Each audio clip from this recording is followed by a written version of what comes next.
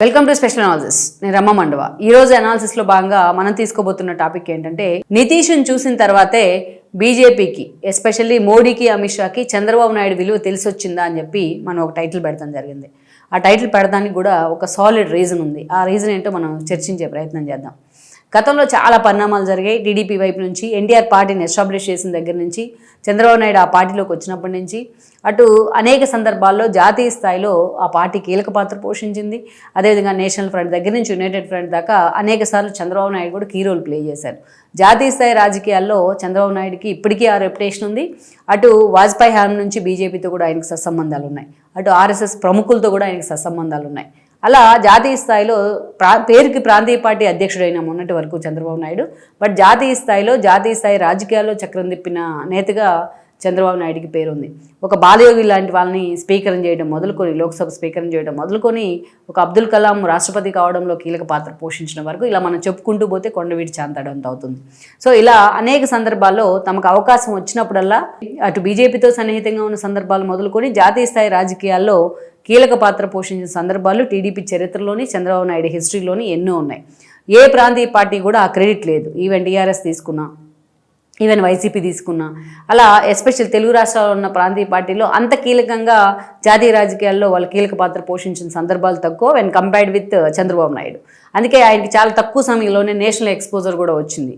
ఈరోజు చంద్రబాబు నాయుడు ఏ నిర్ణయం తీసుకున్నా, ఒక స్టెప్ ఏదైనా తీసుకుంటే జాతీయ మీడియా కూడా ఆ స్థాయిలో ఫోకస్ చేయడానికి కూడా అదే కారణం, ఆయనకున్న ఎక్స్పోజరే. అయితే అనేక కీలక పరిణామాలు బీజేపీ విషయంలో చంద్రబాబు నాయుడు ఫేస్ చేయాల్సి వచ్చింది. వాజ్పేయి ఉన్న టైంలో కావచ్చు, అద్వానీ టైంలో కావచ్చు, బీజేపీతో అంతే సత్సంబంధాలు ఉండేవి. ఇంకా గట్టిగా చెప్పాలంటే వాజ్పేయి అండ్ చంద్రబాబు నాయుడు కాంబినేషన్ ఎన్నో అద్భుతాలు చేసింది, జాతీయ స్థాయిలోనే కాదు, ఎస్పెషల్లీ ఉమ్మడి రాష్ట్రంలో కూడా.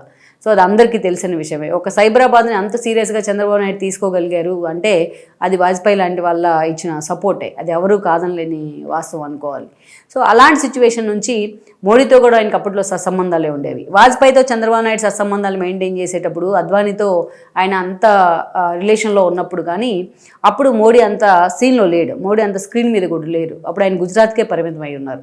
అయితే ఆ తర్వాత రోజులు బీజేపీతో పొత్తులు, ఆ తర్వాత వాటిని కొంచెం డిఫర్ అవ్వడం, దూరం జరగడం, ఇట్లా జరుగుతూ వస్తున్న క్రమంలో ఎస్పెషల్లీ మోడీ మీద చంద్రబాబు నాయుడు ఒక విమర్శ చేశారనేది ఇప్పటికీ ఉన్నమాట. ఏంటంటే గుజరాత్ అల్లర్ల సమయంలో మోడీ తీరుని తప్పుపట్టారు, ఆయన పని చేయాలని చంద్రబాబు నాయుడు అన్నారు అనేది చాలా రోజులుగా ప్రచారం జరుగుతూ వచ్చింది. ఎక్కడ కూడా అది అధికారికంగా ఇప్పటిదాకా లేకపోయినప్పటికీ, బట్ ఎవరైనా ఆ ఇష్యూలో మోడీని పని చేయాలని అనుకుని ఉంటారు ఆ రోజున.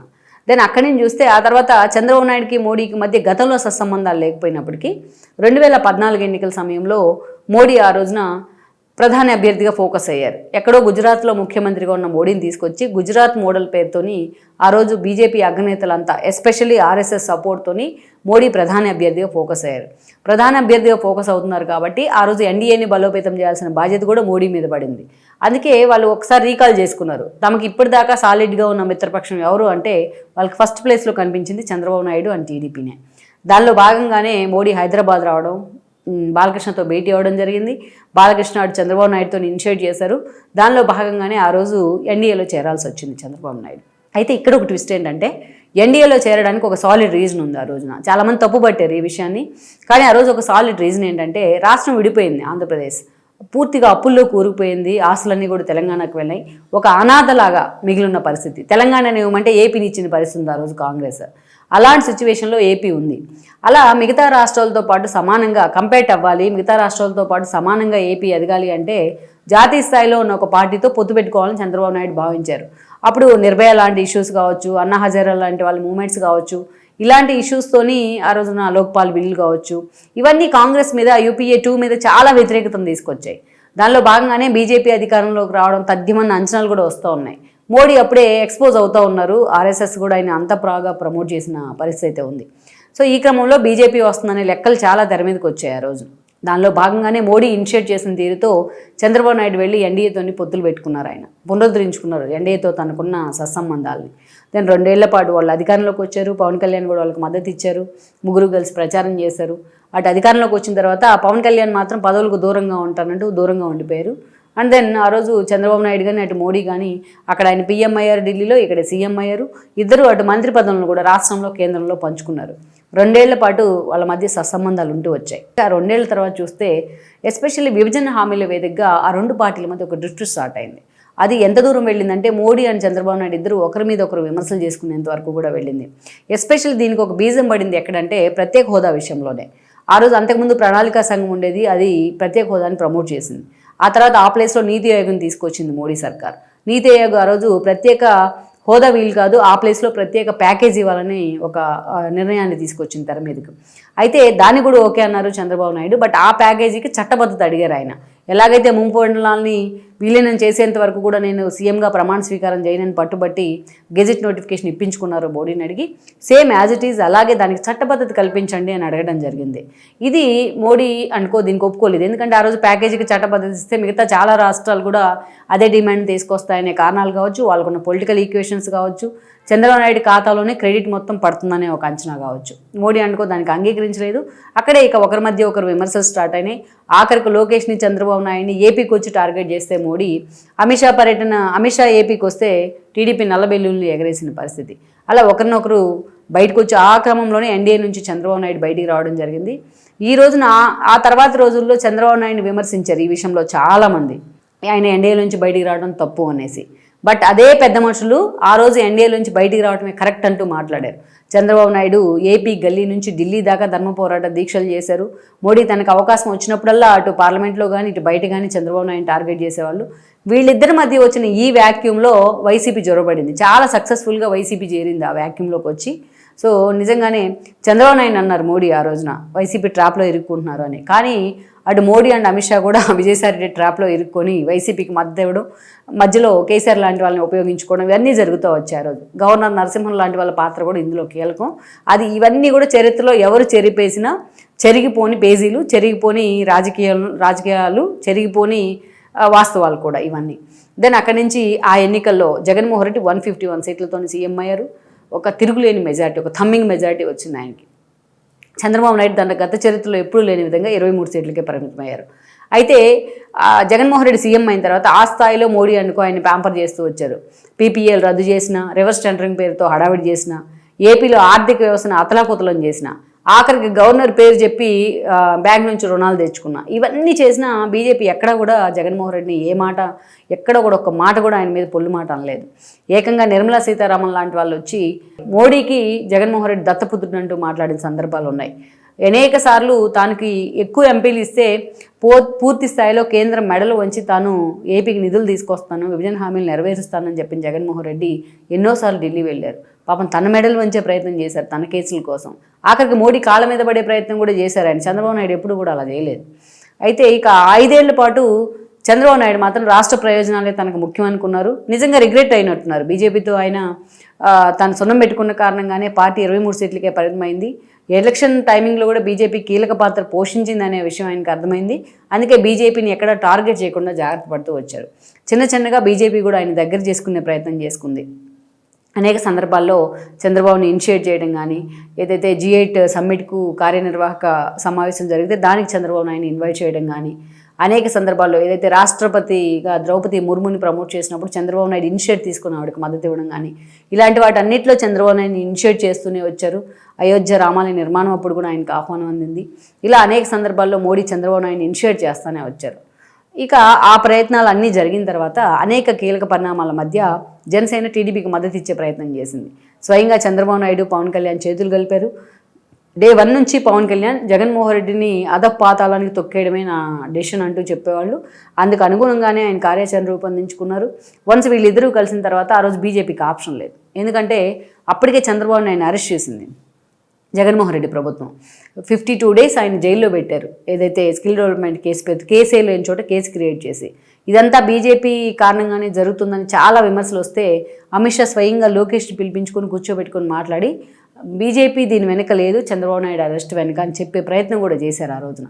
ఒక్కసారిగా ఉవ్వెత్తిన చంద్రబాబు నాయుడుకి మద్దతుగా ఎగిసిన ఉద్యమంతో నిజంగా ఏపీలో ఏం జరుగుతుందో ఎవరికి అర్థం కాని పరిస్థితి. ఇక టీడీపీ అధికారంలోకి రావడం ఖాయం అనుకుంటున్న క్షణంలో పవన్ కళ్యాణ్ వాళ్ళకి మద్దతు ఇచ్చారు.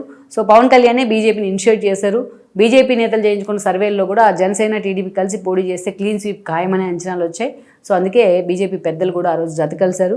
పురంధేశ్వర్ లాంటి వాళ్ళని పార్టీ అధ్యక్షురాలను చేయడం కూడా దీంట్లో భాగమే, ఈ వ్యూహంలో భాగమే అనుకోవాలి. కూటమి ప్రభుత్వం అధికారంలో ఉంది. 3 పార్టీలు పదవులను కూడా పంచుకున్నాయి కేంద్రంలో, రాష్ట్రంలో.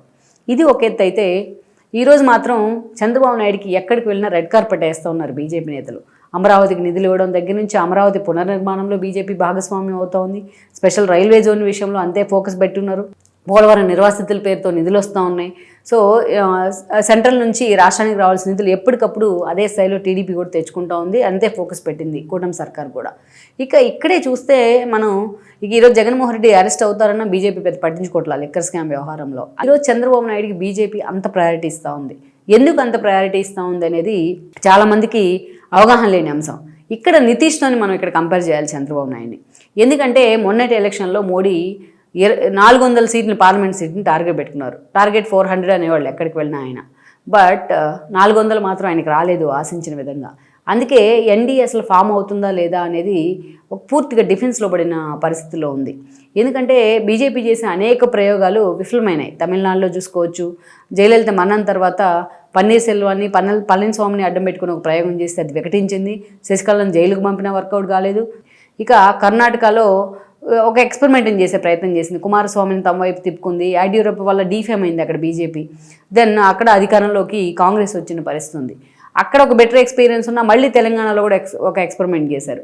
బండి సంజయ్ ఆధ్వర్యంలో సాఫీగా వెళ్ళిపోతూ ఉంది తెలంగాణలో బీజేపీ. ఒక దశలో బండి సంజయ్ ముఖ్యమంత్రి అవుతారు, బీజేపీ అధికారంలోకి వస్తుంది అనుకున్నారు. కానీ కేసీఆర్తో టైఅప్ అయ్యి కేసీఆర్ వర్సెస్ బండి సంజయ్ అన్న సీన్ నుంచి కేసీఆర్ వర్సెస్ కాంగ్రెస్ అన్న పరిస్థితిని బీజేపీనే స్వయంగా తీసుకొచ్చి ఒక సెల్ఫ్ గోల్ చేసుకుంది. ఫలితంగా ఈరోజు కాంగ్రెస్ అధికారంలో ఉంది తెలంగాణలో. అందుకే ఏపీలో జాగ్రత్త పడి ముందుగానే పొత్తులు కుదుర్చుకొని ఈరోజు కూటమి పేరుతో బీజేపీ కొంతమేరకు అధికారంలో ఉంది. సో మొన్నటి ఎలక్షన్ సమయంలో 400 ఆయన టార్గెట్ పెట్టుకున్న మోడీ, బట్ ఆ సీట్ని అందుకోలేకపోయింది ఆ రోజు ఎన్డీఏ. అలాంటి పరిస్థితుల్లో చంద్రబాబు నాయుడు మీద చాలా సీరియస్గా ఇండియా కూటమి ఫోకస్ పెట్టింది.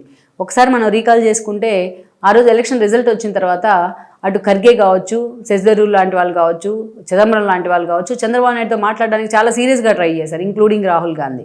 ఎలాగైనా ఇండియా కూటమికి ఆ రోజు చంద్రబాబు నాయుడు మద్దతు ఇస్తారని వాళ్ళు వేచి చూశారు కూడా. ఇక ఈ భయంతోనే టీడీపీ ఆ రోజు బీజేపీ డిఫెన్స్లో పడింది. చంద్రబాబు నాయుడు ఎన్డీఏ సమావేశానికి వెళ్తూ ఉంటే ఆయన ఫ్లైట్ ఎక్కిన దగ్గర నుంచి ఢిల్లీలో దిగిన దాకా ఎవ్రీ మినిట్ మానిటరింగ్ చేశారు బీజేపీ అగ్రనేతలు. కానీ చంద్రబాబు నాయుడు ఢిల్లీ వెళ్ళకముందే తాను ఆల్రెడీ ఎన్డీఏతో కలిసి పోటీ చేశాను, గవర్నమెంట్ ఫామ్ చేస్తున్నాం కాబట్టి ఎన్డీఏకే నా మద్దతు, మోడీ ప్రధానిగా నేను సపోర్ట్ చేస్తున్నాను, చాలా క్లియర్ కట్గా జాతీయ మీడియాతో మాట్లాడారు ఆయన. వెంటనే ఢిల్లీలో దిగిన వెంటనే కూడా అదే మాట్లాడారు.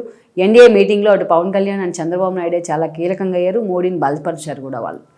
అప్పుడు ఊపిరి పీల్చుకున్నారు మోడీ కానీ అమిత్ షా కానీ. అదే చంద్రబాబు నాయుడు ఆ రోజు ఒక్క సెకండ్ వెనక్కి తిరిగి ఆలోచించుంటే, గతంలో తనకి విభజన హామీల విషయంలో మోడీ ఢోకా ఇచ్చారు కాబట్టి తాను కూడా ఆలోచించుంటే చంద్రబాబు నాయుడు ఆ రోజు ఇండియా కూటమికి మద్దతు ఇచ్చేవాళ్ళు. అల్లకల్లోలం అయిపోయింది ఇది ఎన్డీఏ.